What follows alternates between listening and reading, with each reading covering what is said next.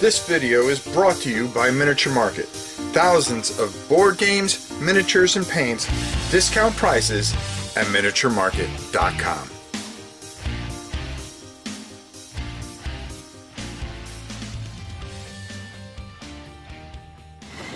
Hey everybody, it's your old pal Rob. Now I'm just making sure the light on my new speaker's working so you guys can hear me all in all. So very quickly, it's a funny thing. There's some things that stemmed off this, and I wanted to talk about it because it's not about this as much as the things that were stemmed off of it. And what I want to talk about is 3D printing. It seems a lot of people go, well, couldn't you just 3D print and not worry about anything? And you know, that's what they should do, you know, send out files, this, that, and the other. And it made me think, is 3D printing, now I don't know anything about it. I started to look into it and thought of dabbling into it, but some of the videos that I've seen, it looked like a complicated thing. And I don't think it was something that was for me just yet.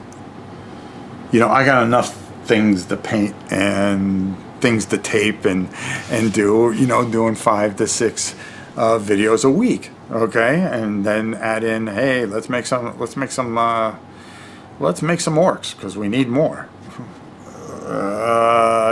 Here's the money, just pay for them, send them in.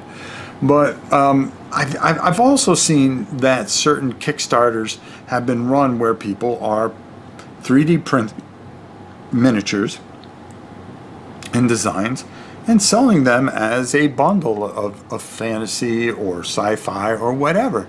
And it's a business, and it seems to be growing because it's making a lot of noise.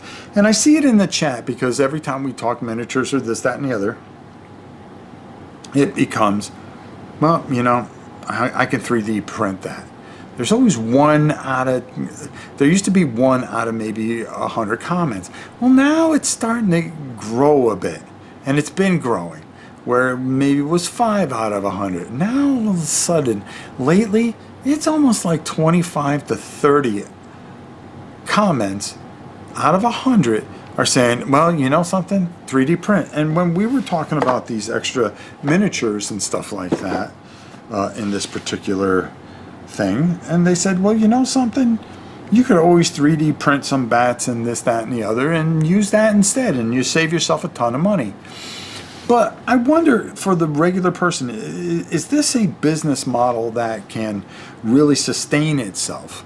Okay, what if companies are going, well, you know, we're going to put out 2 different versions. Number one, we're going to put out the version with all the miniatures in it, okay, and we're going to put out another version where you can buy the boards, the dice, the rules, the cards that you need for it, the tokens that you need for it, but we are going to give you access to utilize these files.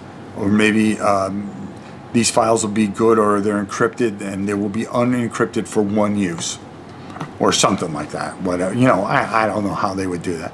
And you would be able to 3D print them. And I wonder, are we there yet? Okay, where those kind of things can happen, where you can have a no miniature version but get the files. Or are places going to be able to go, well, you know something, we're going to put these files up on our site. You pay $7.99 or have a subscription that you pay monthly, and every month we're going to put on these many files, and you can utilize these files as you like. And it's to support our game. You know, you also saw where War Machine has gone to just 3D print. Well, we're going to 3D print these. We're not going to manufacture these. We are going to 3D print all the new models. And people get the models and go, the quality is ridiculous. This is great. This is fantastic. Is it more cost effective? Does it make it easier in a time when things are changing? Are we there yet where there's enough people out there with these 3D printers? Are they cheap enough? I think the ones that you really need are still a couple $100. Okay, and there is a steep learning curve, and you've got to have an area that you can do it. Is it fascinating? Oh, beyond human belief. Whether you're using resin or whatever, you know, it is the printing speed there yet? No, no, not for most things. But, you know, as technology progresses, hey, listen, when I was a kid, I used to work on plotters and typewriters. I used to work at a place called Reliance Typewriter. And I would work on plotters, okay, that architects used to use. Now remember, back in the 50s, architects used to draw everything. Then they got to the point where they were able to use architectural software and be able to print to a pen plotter. And this thing would turn and the pens would drop. Now, in the middle, now it would take an hour for one drawing to come out, okay? And if a pen dried up in the middle of that, you have to start all over. So here you are trying to get this thing done for a meeting, and you got to allow yourself a couple hours to print out this, you know, your blueprint, okay? But then inkjet plotters came, and now, you know, it takes maybe all of about 4 minutes, 2 minutes. You know, everything has progressed. Where are we in the 3D printing world if we compared it to that kind of technology? Okay? You know, everything gets faster. Is it getting fast enough where, you know, eventually at some point, well, you know, something we can have maybe 5 of these orcs in 30 minutes, or, you know, 5 minutes, depending on as the technology gets better. But are we good enough? Are we great enough where we can, where companies are being able to offer 3D files so these guys that are doing this can print them out? Now, of course, like everything else, you know, they get the file, then they reproduce it, and then there becomes forgeries and all the other fun stuff that go, and people take it. Remember, if a human is involved, there corruption can always happen, and that's the sad part of it. And that's why I don't know if this is a business model that'll happen, but it'd be kind of neat if it could happen, where there was a way to write protect or you know, initial a certain file where that it can only be printed by that one person, or you know, however they might come up with some kind of encryption. But you know, can't companies use this business model just yet? I don't see it. Is it something that you think that would be very positive? I think so. I think it would be a great help to a lot of these companies. It helped cut down costs. You know, it becomes a paywall that maybe you can make, and where 3D printing can take over. Is 3D printing becoming big enough to really influence the gaming world? And that's the question. These are the questions that I'm posing to you, and I look forward to your answers down in the comment section. Where are we headed with 3D printing? You know, how is it going to affect gaming? Where are we going with this?